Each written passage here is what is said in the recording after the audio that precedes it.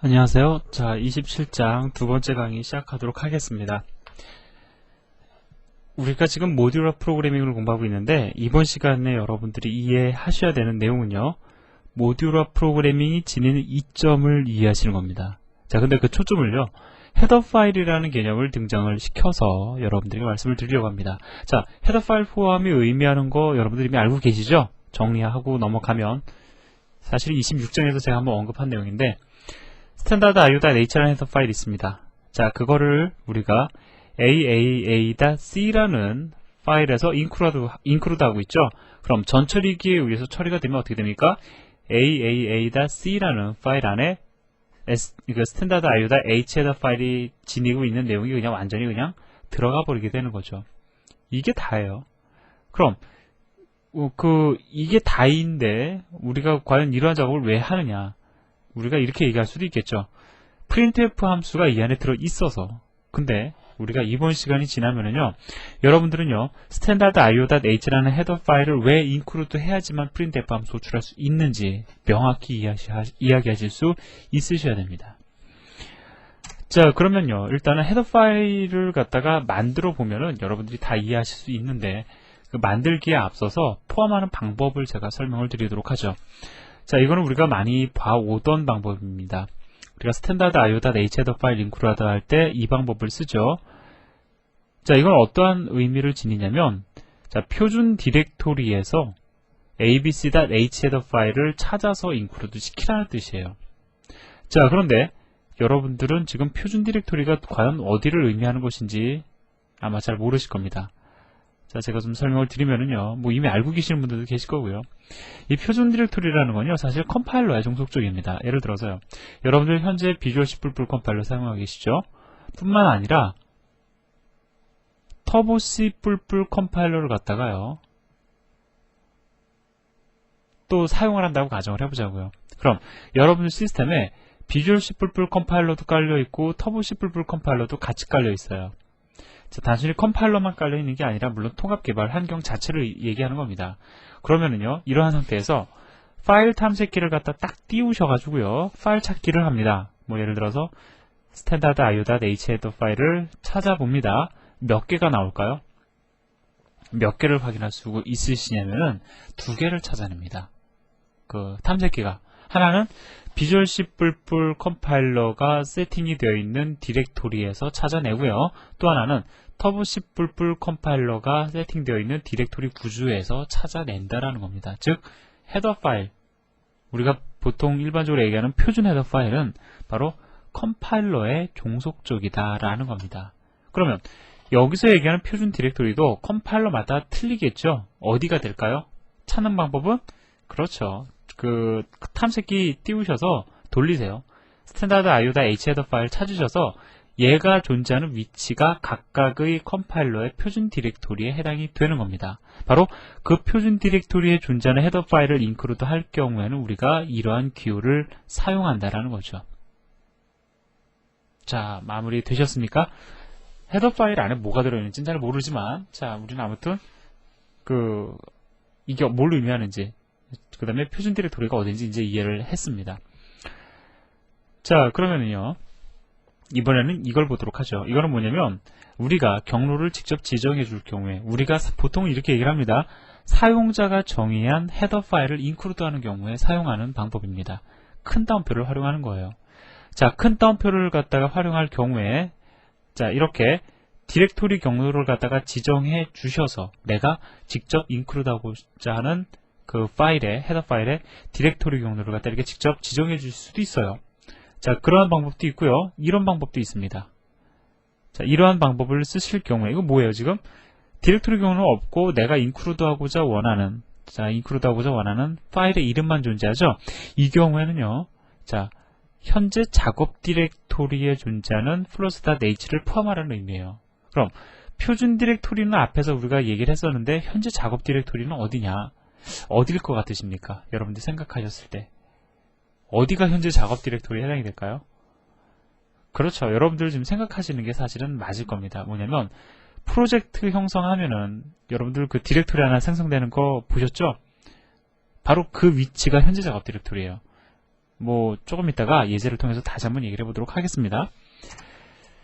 자, 그러면 일단은 우리가 헤더 파일도 정의해 봐야 되고 그 다음에 실제로 실행도 해봐야 되는데 제가 순서를 좀 바꿔보도록 하죠. 일단은요, 예제를 갖다가 실행하는데 이렇게 실행을 해볼 수도 있고요. 이게 하나의 예제 샘플입니다. 그 다음에 이렇게 실행해 볼 수도 있는데 둘 다 해보실 필요는 없고요. 이거 하나만 일단 실행을 해보도록 하겠습니다. 여기 보면은요, calculator.h라는 헤더 파일, 사용자 정의 헤더 파일도 있고요. 그 다음에 calculator.c, 그 다음에 cal_main.c. 자, 이렇게 세 개의 파일이 하나의 프로젝트를 형성합니다. 자, 그러면 실행하는 방법, 요령, 이런 걸 말씀을 드리면서 제가 뭘 더불어 말씀을 드릴 거냐면 작업 디렉토리가 무엇이고 그 다음에 하나의 프로젝트 안에 둘 이상의 소스 코드를 갖다가 어떻게 인크루드 시킬 것이냐, 프로젝트에 포함시킬 것이냐, 그 방법에 대해서 보여드리도록 하겠습니다. 자, 일단 제가 파일 3개를 가져다 놨습니다. 자, 이렇게 3개가 있는데요. 일단 비주얼 스튜디오를 여러분들 띄우신 다음에, 자, 프로젝트 만들고 난 다음에 상황을 보여줍니다. 소스 파일도 없고요. 헤더 파일도 없고, 아무것도 없습니다. 자, 리소스 파일이라는 건 여러분들 나중에, API나 MFC 공부하시다 보면 아시게 될 거고요. 자, 여기서 보면은, 우리 새로운 파일 만들 때, 파일 new, 그 다음에, 파일 이름 넣어주잖아요. 선택한 다음에. 그거 그냥 여러 번 해서 자꾸 계속 포함시켜주면 되는 겁니다. 포함시키는 순서요. 예, 아무 상관없습니다. 아무거나 아무 순서대로 포함시키시면 돼요. 자, 그러면은 뭐부터 할까요? 자, 우리는 이거부터 해볼까요? cmain.c cal_main.c라는 파일을 생성하고 인크루드 시켜보도록 하죠. cal_main.c 만들었습니다. 이거는 뭐냐면요, 지금 이건 여러분들 화면에서는 안 떴을 겁니다. 뭐냐면 제가 앞에서 미리 테스트 해보다가 이 파일을 하나 만들었어요. 그래서 지금 뜨는 에러니까, 경고 메시지니까 여러분들 신경 쓰실 필요 없고요. 자, 그대로 긁어다 놓도록 하겠습니다. 자, 가져다 놨어요. 자, 이렇게 2번만 더 하면 되겠죠? 자, 파일, new. 이번에는 뭘 긁어다 놓을까요? 자, 이거 가져다 놓도록 하죠. 자, 조금 빨리 진행하지만 여러분들 아마 따라오실 수 있으실 겁니다. 그죠? 자, 이 상태에서 그대로 또 긁어다가 가져다 놔요. 그죠? 자, 그럼 이번에는 우리가 뭘 가져다 놓냐면 calculator.h. 자, 이거를 갖다가 우리가 이제 만들어 보도록 하죠. 자, 요거는요, 만드는 방법이 조금 차이가 있긴 합니다. 별로 차이도 없지만, 사실은. 자, 파일 new 하신 다음에요. 자, new 하신 다음에, C++ 소스 파일이 아니라 C++ 헤더 파일을 클릭하시는 겁니다. 그리고요, 자, H를 갖다가 확장자 붙여주셔도 되지만, 안 붙여주셔도 상관없어요. 자, OK 누르시면, 자, 만들어지죠. calculator.h 만들어졌습니다. 자, 여기다가, 우리가 아까 전에 만들어놨던 소스 코드 그대로 긁어다가 가져다 놨어요. 자, 그럼 드디어 cal_main.c, 그 다음에 calculator.c, calculator.h 다 포함이 되어 있습니다. 그러면 아까 전에 제가 여러분들에게 뭘 말씀을 드렸냐면, 자, 이렇게 헤더 파일을 갖다 인크루드 할 경우에 현재 작업 디렉토리에 존재하는 현재 작업 디렉토리가 어디냐면은요, 어딜 것 같으세요? 바로 cal_main.c, calculator.c 얘네들이 존재하는, 즉 프로젝트 형성하면 여러분들 디렉토리 하나 만들어지지 않습니까? 거기가 바로 작업 디렉토리예요. 어딘지 잘 모르겠다. 이거 어디 있는지, 이 파일 cal_main.c가 어디 있는지 그 위치 들어가 보세요. 거기가 바로 작업 디렉토리입니다. 그래서 작업 디렉토리에 존재하는 cal_main.c에 보면은 calculator.h를 갖다가 인크루드 해라. 근데 경로명이 없으니까 현재 작업 디렉토리에 존재하는 calculator.h를 인크루드 하라라는 거잖아요. 현재 작업 디렉토리, 즉 cal_main.c가 있는 디렉토리에 보시면 calculator.h도 같이 있는 것을 확인하실 수 있으실 겁니다. 자, 그럼 컴파일 하고요. 실행해 보면 실행 결과가 아주 정확히 나옵니다. 자, 그럼 여기까지 우리가 실행을 해봤으니까 이제 구성은 여러분들이 아셨을 거라고 생각을 하고요. 다시 본론으로 돌아와서 과연 어떠한 장점을 지니는지, 그 다음에 지금까지 우리가 만든 소스 코드가 실행해본 예제의 소스 코드가 어떻게 구성이 되는지 얘기해 보도록 하겠습니다. 이 그림은요, 우리가 조금 전에 실행했던 그 예제의 소스 코드를 설명하고 있는 겁니다. 자, 간단하게 제가 구조를 설명을 드리면은요, 일단은 이 예제를 기반으로 제가 설명을 드릴게요. 이 예제를 조금 확장해서 이렇게 바꾼 건데, 자, 지금 보시면은 요거는 일단 신경 쓰지 마세요. 요거는 기억하지 마시고 이렇게 보시기 바랍니다. 자, 이렇게 보시기 바랍니다. 자, calculator.c라는 소스 코드를 여러분들 확인해 보시면, 자, 한번 그냥 볼까요? calculator.c라는 소스 코드를 보시면은요, 자, 여기에 add 함수, 마이너스, multiple, divide, 즉 사칙 연산을 하기 위한 소스 코드가 이렇게 존재를 합니다. 자, 함수들이 이렇게 존재를 해요. 자, 이거를 어디서 가져다 쓰고자 하는 거냐면, 바로, 자, 이 메인 함수가 있는 cal_main.c에서 가져다 쓰기를 원합니다. 자, 근데, 가져다 쓰기를 원하는데, 지금 보면은 어떻게 되어 있냐면은, 자, 이렇게 프로그램 코드를 갖다 일단 잘라서 보자고 제가 말씀을 드렸어요. 얘는 외부에 존재하는 거죠. 그렇기 때문에, 자, 외부에 존재하는 것을 가져다 쓰기 위해서, 자, 이렇게 선언을 해주고 있습니다. 근데 지금 보니까, calculator.c에 보시면은 여러분들 int용 변수로 선언이 되어 있는 cal_num이라는 변수 있죠? 그걸 선언하기 위해서, 가져다 쓰기 위해서 익스턴 선언하고 있어요. 그죠? 근데 지금 보니까 cal_main.c 소스 코드 보시면 함수에 대한 선언을 갖다가 하되, 자, return 타입이 더블인 add라는 함수를 선언하는 데 있어서 변수 선언과 달리 익스턴 선언이 들어가 있지 않습니다. 그죠? 자, 이 그림상에서 보시면 익스턴 선언이 안 들어가 있어요. 자, 그런데 제가 한 가지 말씀드리고 싶은 거는, 이 익스턴이라는 선언은요, 넣어주셔도 되고 안 넣어주셔도 되는 거다라는 겁니다. 왜냐면 함수의 선언에는요, 기본적으로 익스턴 선언이 포함되어 있는 겁니다. 예를 들어서요, 우리가 함수 선언할 때 int a, 자, 이렇게 함수 선언하죠. 인자값으로 void, 인자값 받지 않는 return 타입이 a인, return 타입이 int형인 a라는 함수를 선언합니다. 그럼 얘는 디폴트 extern이라는 선언이 들어가 있는 거다라는 거예요. 그래서 extern이라는 키워드를 앞에 일일이 다 붙여주셔도 되고 안 붙여주셔도 상관이 없습니다. 자, 그러면 이제 이거를 갖다가 여기서 어떠한 형태로 예제를 바꾸냐면은요, 자, 이 선언들 있죠. calculator.c에 존재하는 변수와 함수들을 가져다 쓰기 위해서 선언되어져 있는 얘를 갖다가 완전히 독립을 시켜서 calculator.h라는 헤더 파일로 정의를 하고 있어요.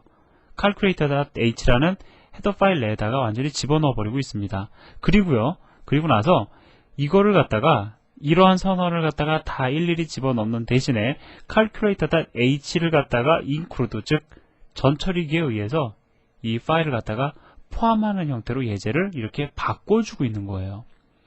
그럼 결과적으로는 어떻습니까? 얘나 전처리 과정이 끝나고 나면 완전히 이 두 코드는 100% 일치하는 코드가 된다고요. 그죠? 왜? 어차피 여기다가 이렇게 내가 직접 하드 코딩을 하나, 헤더 파일로 분리를 시켜서 인크루드를 하나, 인크루드 하게 되면 어차피 여기 있는 내용 일로 다시 들어오잖아요. 그죠? 그렇기 때문에 얘나 완전히 같은 의미를 지니게 되는 겁니다. 전처리 과정이 끝나면. 자, 그러면 이제 여러분들 소스 코드 보시면 이해가 다 됩니다. 자, 한번 소스 코드를 좀 조작을 해볼까요? 자, 지금 보니 일단은 calculator.c에 보면은, 자, 이렇게 잘 정의가 되어 있습니다. 외부에서 사용하라고 다 전역으로 선언이 되어 있어요. 전역 변수, 전역 함수들입니다. 그죠? 자, calmain.c에 보니까 calculator.h라는 헤더를 include 하라고 되어 있어요. 그럼 실제로 전처리 과정이 끝나고 나면 어떻게 됩니까? calculator.h 헤더 파일에 존재하는 내용들이, 자, 이러한 선언들이 어디로 들어가는 거죠? 자, 이 영역 안으로 들어오게 될 거라고요. 그죠? 그러면 이렇게 함수의 선언은 기본적으로 익스턴 선언이 들어있다라고 제가 말씀드렸죠. 뭐 그냥 써주셔도 상관은 없습니다. 자, 보통은 이렇게 써주기도 합니다. 왜? 외부에 존재한다는 것을 조금 더 명확히 확인하기 위해서. 자, 아무튼 이러한 코드가 들어온다고요. 여기까지의 모델은 어떻게 됩니까? 전처리 과정이 끝났을 때의 상황이잖아요. 자, 그러면 add라는 함수 호출하는데 문제 없어요. 왜? add라는 함수 외부에 있다고 선언되어 있습니다. 외부 어디에요? calculator.c에 있다라는 거죠. 그럼 이거 코드 컴파일하고 실행하면 될까요? 안 될까요? 됩니다. 역시 무리 없이 돼요.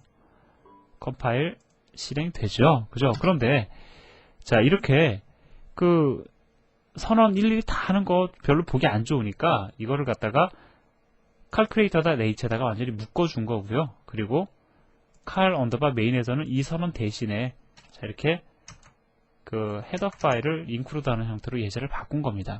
그럼 이게 지니고 있는 장점이 무엇이냐? 이렇게 만들었을 때 어떤 장점을 지니는지 얘기를 해보도록 하죠.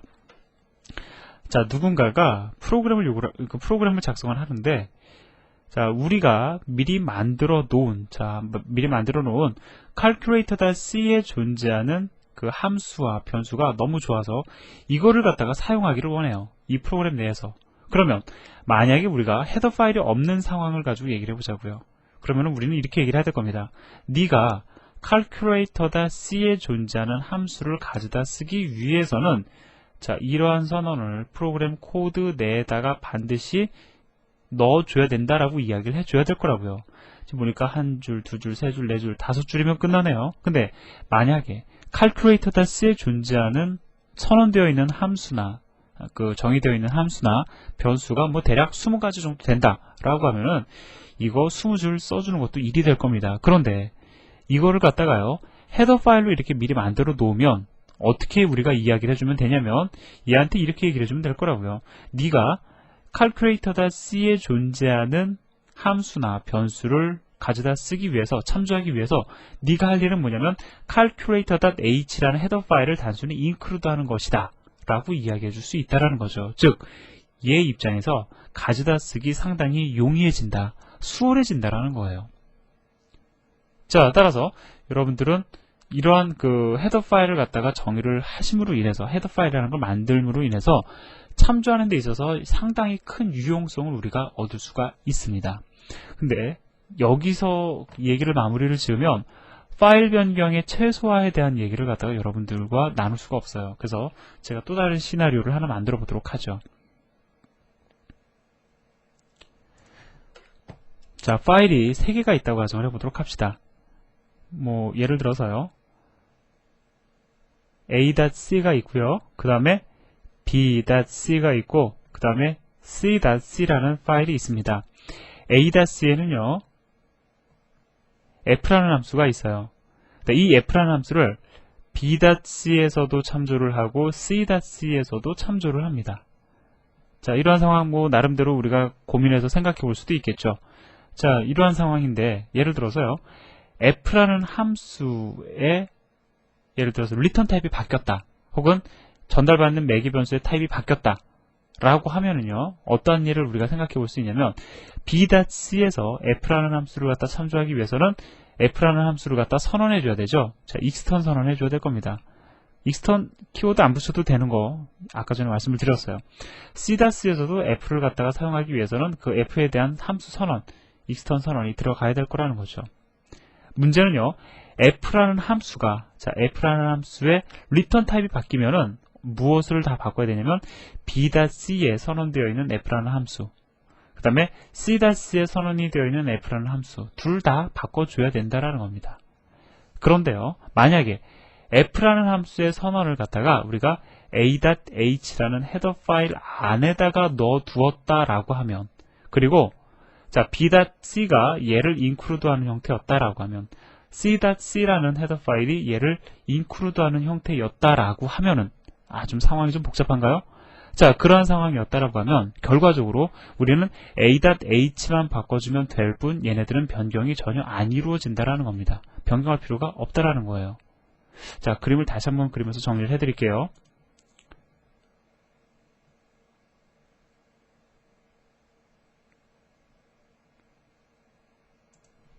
자, 다시 한번 정리를 좀 해보도록 하겠습니다.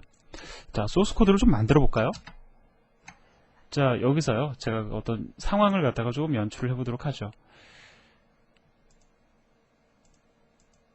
자, 텍스트 파일을 갖다가 제가 지금 총 4개를 만들었습니다. 자, 여기 보시면은요, 그 좀 불필요한 건 좀 제가 지우도록 하겠습니다.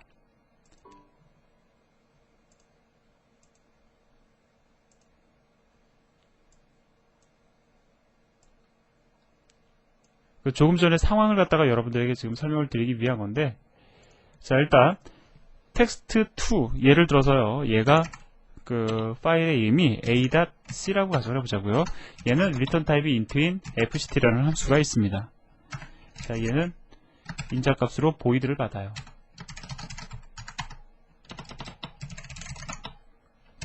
자, 이러한 형태로 구성이 되어 있는 fct라는 함수가 있습니다. 자, 그런데 이 fct라는 함수를 갖다가 그 text1에서 참조를 합니다. 뭐 예를 들어서요, text1에 AAA라는 함수가 있는데요. 얘도 뭐 리턴을 하죠. 자, 중요한 건 뭐냐면 얘도 fct라는 함수를 갖다가 참조한다라는 겁니다. A-C에 존재하는 fct 함수를 참조하기를 원해요. 이렇게 호출합니다. 그러면 이게 어떻게 선언해 줘야 되냐면은 여기에 우리가 반드시 int fct void 라는 선언을 해 줘야 될 겁니다. extern 키워드 뭐 넣어줘도 되고 안 넣어줘도 되고, 자, 이러한 상황이죠. 그런데 여기 보니까 text3가 있어요. 자, 얘도요 마찬가지로 bbb라는 함수가 있는데 얘도 fct라는 함수를 호출하고 있습니다. bbb 함수 내에서 호출하고 있어요. 그래서 extern 선언을 해주고 있습니다. 자, 만약에 제가 제일 처음에 말씀드렸던 건 뭐냐면 a.c에 존재하는 fct라는 함수의 return 타입이 예를 들어서 void로 바뀌었다. 자, 소스 코드의 변경이 발생한 거죠. 자, 그럼 어떻게 해야 되느냐? 얘도 바꿔줘야 돼요. 이거 void로 바꿔줘야 될 겁니다. 얘도 바꿔줘야 돼요. 얘도 void로 바꿔줘야 된다라는 거죠. 자, 이해되시죠? 지금 그런 상황입니다. 그런데요, 만약에 우리가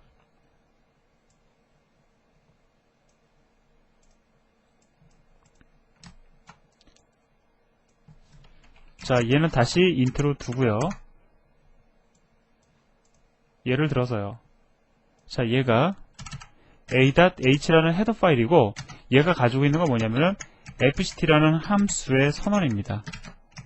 자, 이러한 선언을 갖다가 뭐 extern 키워드 역시 넣어줘도 되고 안 넣어줘도 되고, 자, 이러한 함수의 선언을 가지고 있어요. 즉 a.c에는 fct 함수의 정의가, a.h는 fct라는 함수의 선언이 들어가 있습니다. 그러면 얘는 이렇게 인클루드 할 수도 있지, 이렇게 해가지고 사용할 수도 있지만 이거 대신에 이런 것도 가능할 거라고요. 자, 이렇게 선언을 하는 것도 가능할 겁니다. 어차피 얘가 함수 선언을 가지고 있으니까. 자, 마찬가지로요, 얘도 이렇게 선언하고 나서 fct 함수 호출할 수 있을 거라고요.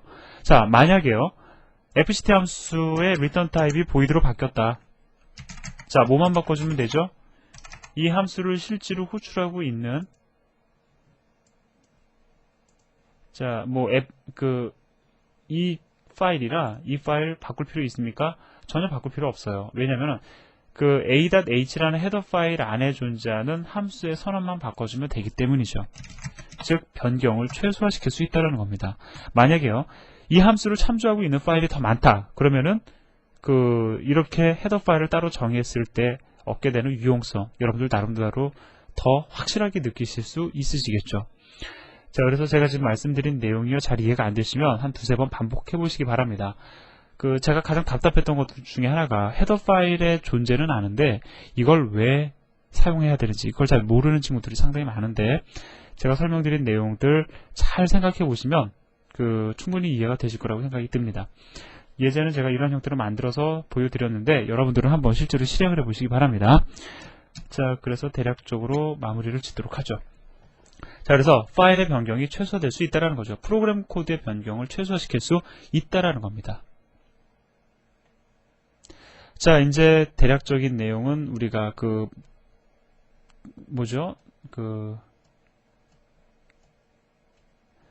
모듈화 프로그래밍에 대한 기본적인 내용들은 이제 얘기를 끝냈는데요.